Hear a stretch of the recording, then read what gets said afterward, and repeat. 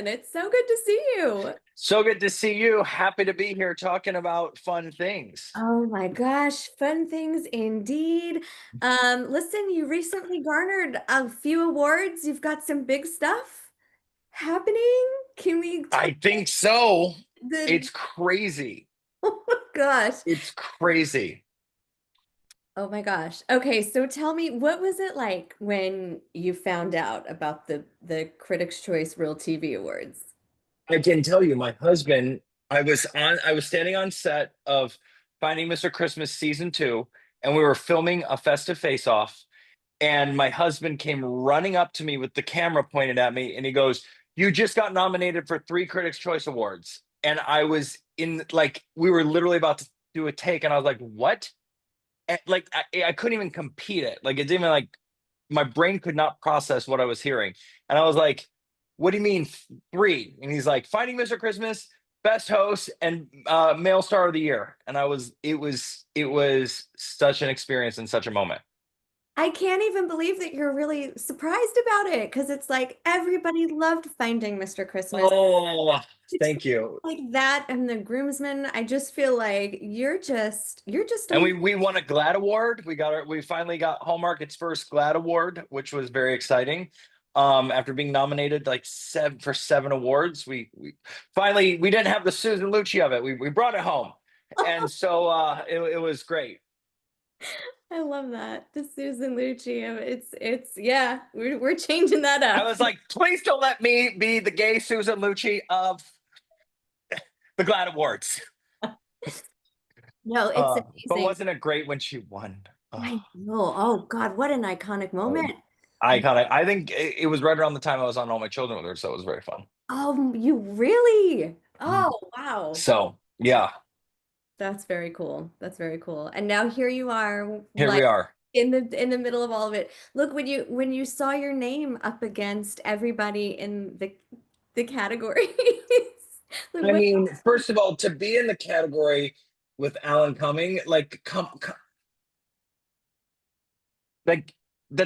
that's not like gay theater boy from Ohio, Jonathan Bennett is losing his mind, like absolutely losing his mind. That like the guy from that literally made me fall in love with the show Cabaret, made me fall like he's such an icon in so many ways. To be in a category with him is it's just I don't understand what's happening. Look, I'm going to tell you, you've reached icon status as well. So, Hey, I just sell Christmas. That's what I do. I'm over here hawking Christmas, and I mean, but it makes sense too. Like when you see it, you're like Alan does Alan on the Traders, which is like so campy, so brilliant, and just perfectly executed. And like I think the common denominator in some of the hosts that are nominated is that like you have Dylan Efron as well, but like for male star of the year, but like I think the common denominator in a lot of these hosts is there is a campiness and an awareness of the show to the host. And I think that's really important. And it's something that has evolved since reality television has come around. Like at first, we pretended like it wasn't a show. They were just these competition shows. There were just cameras that happened to be there.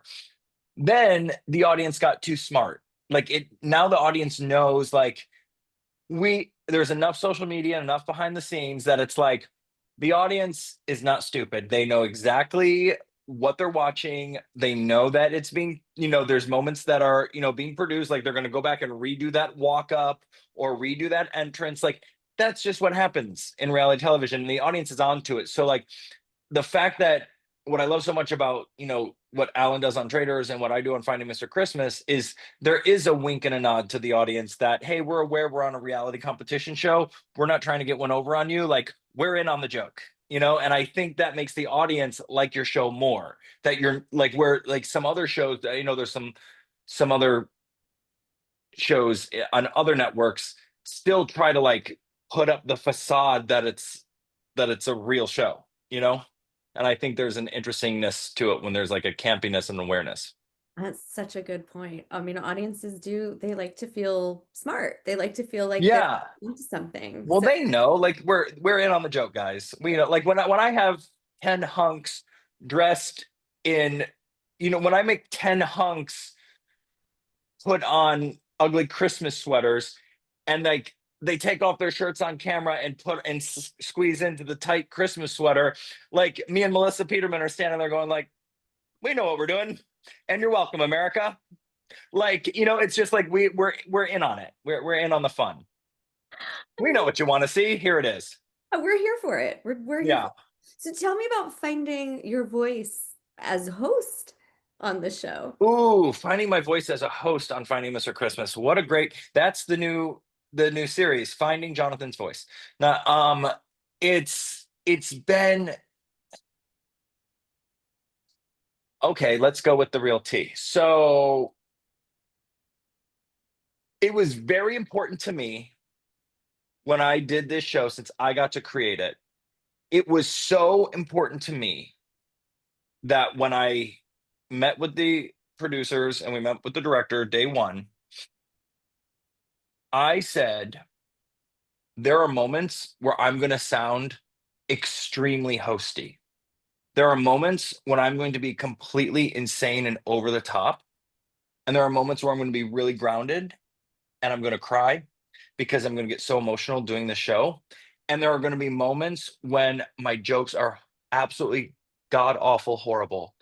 And they're just so bad that they're good. The worst dad jokes and puns you've ever heard. And they're going to be super cheesy and corny. All of that is okay because that's who I am. And I think you have other networks that I've worked for and other shows that I've worked for where I would come onto these shows and to host things and try to be put in a box to match their other hosts. Well, all the other hosts do it like this, so he should do it like that. But then you lose the then you lose the twinkle that's Jonathan. Then you lose the part that makes you different and special. And so for so many years since I was, first started in the industry, I've conformed, whether in acting in roles, like playing characters or hosting things where it's like I tried to be I tried to do what everyone else was doing.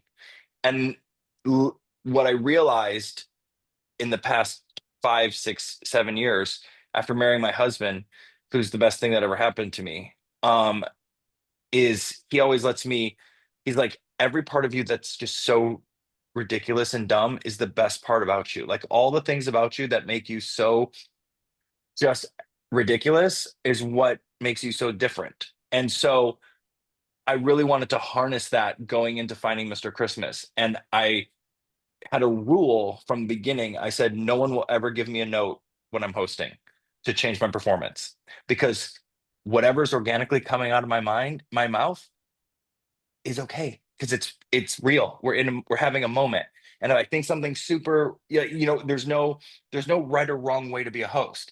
And I think it was Jay Leno. I think it was Jay Leno that said, if you in this industry, if you can get paid to be yourself, you'll never not work a day in your life.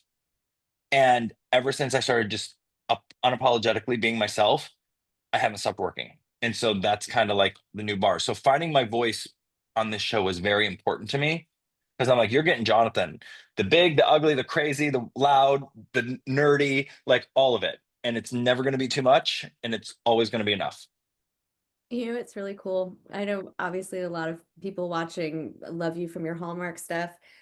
I have to say, we met or hung out, re-met at a Hallmark party, a Hallmark Christmas party 3 years ago, 2 years ago, something like that. And you really, like, you are the spirit of Christmas.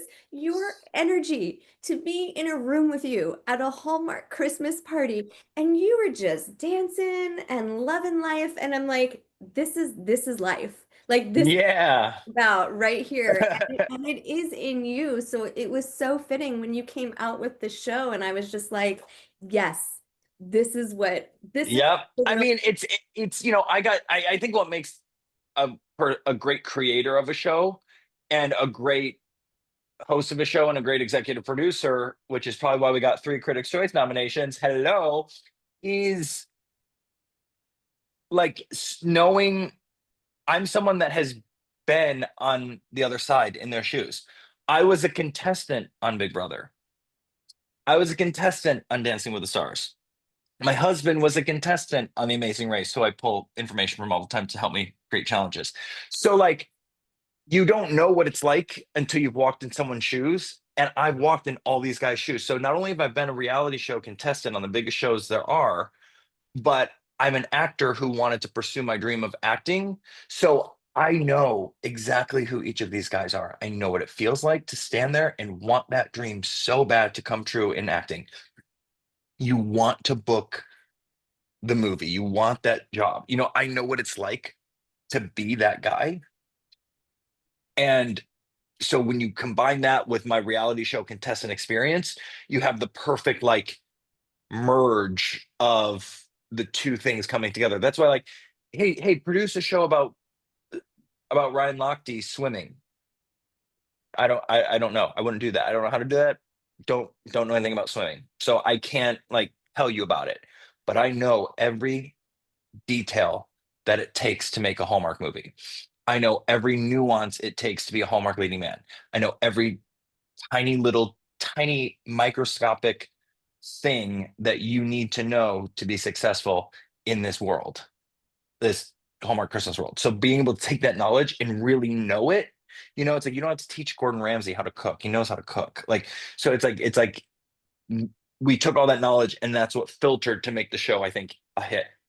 That absolutely, absolutely. I do want to get into your Hallmark world a little bit and the groomsmen and exactly what has been going on with that because you've really broken down a lot of barriers with that. Tell There's my husband. Oh, hi husband. He Hi. says hi. Yes, we did. The groomsmen, we won our first GLAD award. It was an honor to be nominated, but it's way more fun when you win. But it was something that changed the course of LGBTQ storytelling at Hallmark Channel. To be nominated and for an award and win for GLAD, it's such an honor. It was just so I just couldn't believe we were winning a GLAD award. It was wild. So, what romantic trope would you still like to write? Ooh,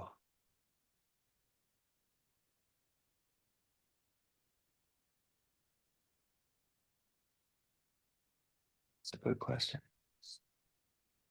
There's so I think the big thing I want to do is continue telling the story of Pete, Danny, and Zach, the 3 groomsmen, because it's such a special story. And you have 3 guys that come from completely 3 different backgrounds, 3 walks of life. They have such different stories, yet they're all friends and they're all best friends. So what better storytelling trope do you have than 3 people who couldn't be more different than each other, who are unconditionally love each other and see them through everything? I mean, I think that's like the credo of what the world needs right now. And I think we're doing a disservice to the audience if we don't keep telling Pete, Danny, and Jackson's story to see where these evolve. I think it's something that needs to happen. So my goal is to continue making more of these. So I'm just waiting for Hallmark to call and say, hey, go make 4, 5, and 6. So we're just waiting on that phone call, but that's above my pay grade. totally feel it happening. I was gonna say because how would you like to continue to inspire Hallmark fans? You have this hugely loyal fan base that comes from Hallmark, but you we know, it's I want to inspire people by just I think what Finding Mr. Christmas does and what The Groomsman does is we're selling the fantasy that it's going to be okay in the end. But the journey to get there, it's okay if it's a little sticky. And I think what my movies and my TV shows do different than a lot of the other Hallmark TV shows and movies is I try as much as possible to let the audience in on the stickiness. Because when the audience gets let in on the stickiness and the clunkiness of life, because that's real. Nobody's life's perfect. It's like when the audience can see the stickiness and clunkiness of someone's life, they're able to identify with those parts of their life that they might not really talk about or identify with when they see other things. And so by seeing those little hurdles that everyone deals with and like not being afraid to show them on camera and show the light of that, they identify with that story, they identify with that character, they feel seen. When they feel seen, that's the point of doing these shows and movies, right? And so I'm going to always keep pushing the boundary on Hallmark to let the audience in on the stickiness of the reality of the things in life that are hard.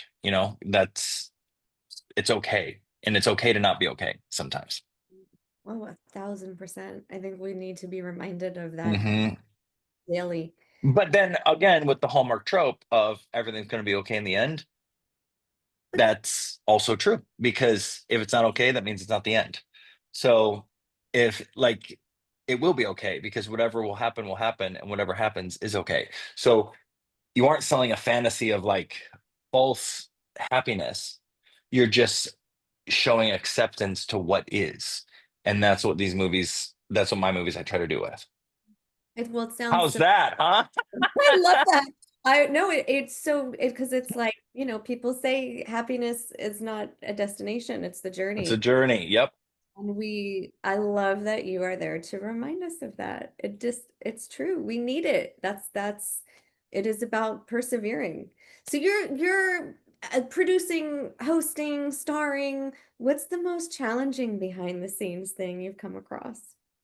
Oh, 100% casting Finding Mr. Christmas.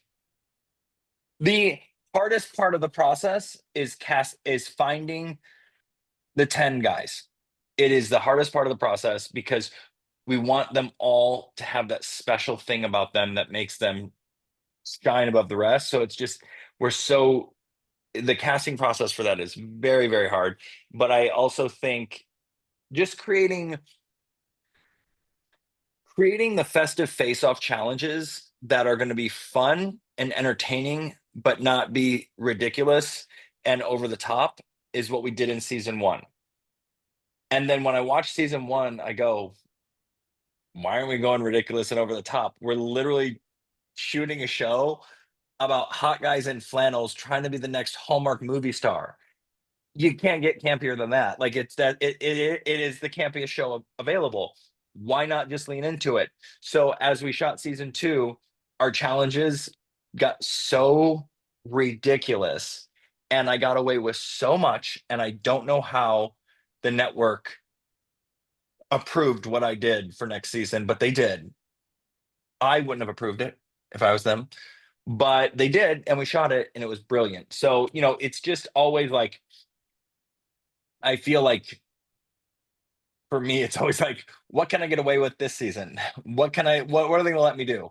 And a lot of times it's a no, but then sometimes it's a yes. And as soon as you get that yes, you shut up and you get off that Zoom and you run and start doing it. Like you don't give them reasons to say no. Fans are here for it. Yeah, Okay, so I want to do a couple lightning round questions with go you. for it. One, what is the most Hallmark thing you've ever done in real life? Oh, definitely my proposal from my husband. He proposed by writing me a song in our backyard and played the song for me. And I felt like I was in a Hallmark movie. Absolutely. May a love like that find all of us. Yes. Okay, what song is guaranteed to get you dance floor ready at a rap party? Any Bruno Mars. Ooh, Bruno that's Mars, you just cannot go wrong with. Like you put Mars on and it's time to dance. Like hands down. all right. One Broadway castmate you'd want to be snowed in with for a holiday weekend. Alex Brightman. Cool. Dream hosting gig you haven't done yet.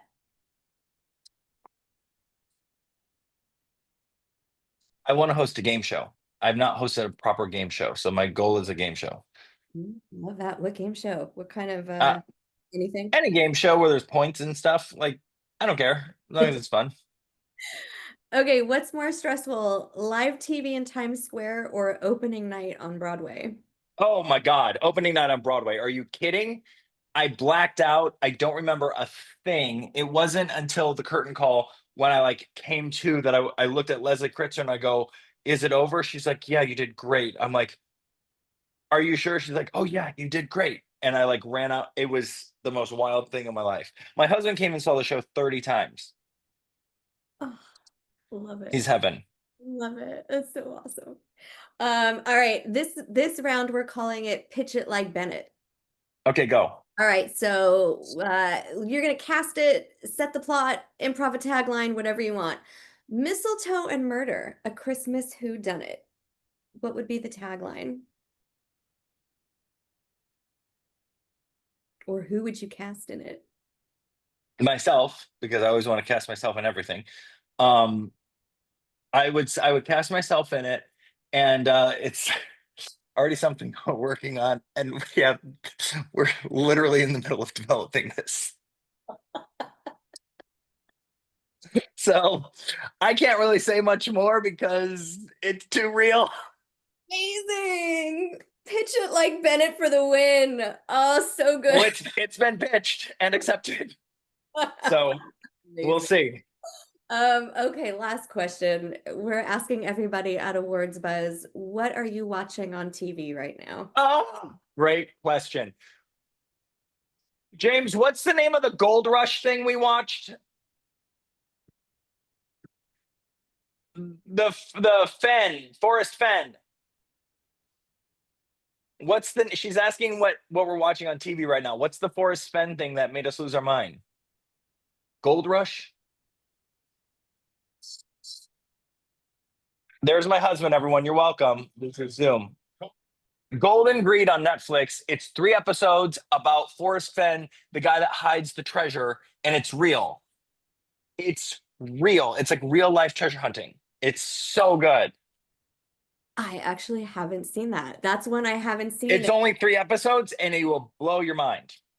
I'm gonna do this right now. Golden Greed, Forrest Fenn. True Amazing. story of a guy that hid a treasure, and unbelievable. Wow. Well, you're a treasure. Oh, you're a treasure. Stop it. Today's been my lucky day, so thank you for Ah, coming out. It was such a joy. it was amazing. Thank you so much.